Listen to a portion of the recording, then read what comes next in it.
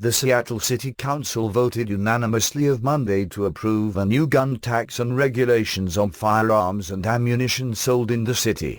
Despite evidence to the contrary, supporters contend the tax will serve as a deterrent to criminals interested in obtaining a firearm. The Washington Times reports the legislation implements a $25 tax on firearms and a 5-cent per round tax on ammunition, and would force gun owners to report a lost or stolen firearm within 24 hours. Advocates claim the measures will curb gun violence. Every day, the general public pays the enormous cost of gun violence, says Council President Tim Burgess moments after the vote. Gun violence is a public health crisis in our city and our nation.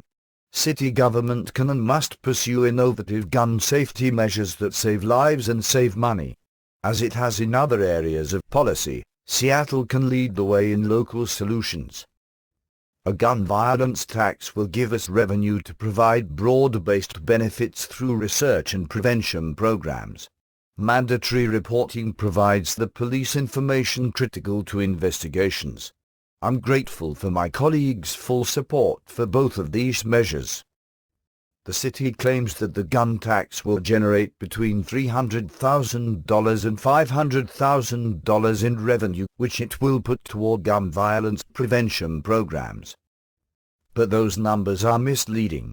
The Seattle Times reports that for the estimated revenue, finance officials obtained the annual number of background checks for gun sales in Washington, determined the percentage of Washington's licensed gun dealers in Seattle, and used it to guess the number of firearms sales in the city. Critics contend that this method fails to take into account the decrease in sales or outright loss of businesses the new tax would cause. According to Sergei Solianik, owner of Precise Shooter in Seattle, the tax will simply divert customers to purchase their firearms and ammunition just outside of the city's border. He states he is compelled to move. My store will definitely have to move. It would not be economically viable to stay in the city, he said, noting that there are many gun shops just outside the city. Solianik states that his store grossed $22,000 during the first 6 months of 2015, before expenses.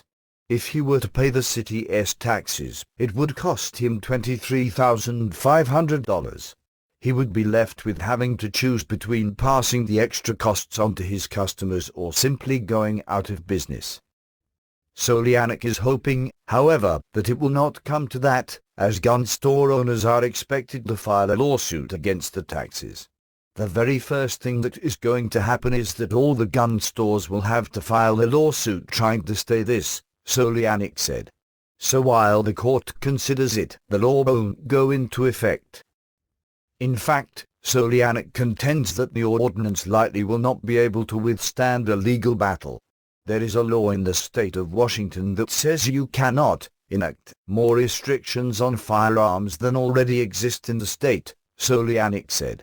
It is extremely easy to show that the only intent with this law is not collecting the revenue but legislating on guns, and it should be easy for a court to see that this is illegal.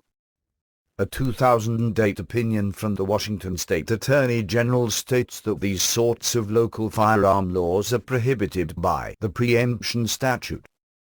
Advocates claim that the gun violence tax would deter criminals from purchasing a gun. But as Breitbart News observes, when a similar tax was implemented in Chicago in April 2013, homicides rose in 2014 and are now higher than they were a year ago. Months after Chicago's violence tax went into effect, CBS Chicago reported that the number of homicides in Chicago for 2013 came in at 415. But in 2014, the first full calendar year after the implementation of the tax, the Chicago Tribune reported 434 deaths, a 19-death increase. Likewise, Chicago's ABC7 reports that in the first 6 months of 2015, murders and shooting are up. USA Today has also reported that the homicide rate in Chicago has increased 19% and the number of shooting incidents rose 21% in the first 6 months of 2015. Meanwhile, Cook County in Chicago continues to get $25 for every gun purchased by a law-abiding citizen. Opponents observe that taxes placed on firearms create an undue burden on law-abiding and lower-income individuals. The burden of regressive taxes like the Seattle proposal falls squarely on those that are least able to afford them. The lobbying arm, the Institute for Legislative Action, wrote Friday. Persons of means will simply drive outside the city to purchase firearms and ammunition, while those without such options will be forced to forego their rights or pay the tax.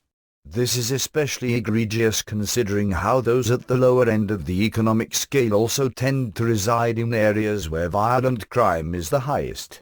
One wonders whether this type of social engineering on the downtrodden is an intended feature of the legislation rather than an unfortunate consequence.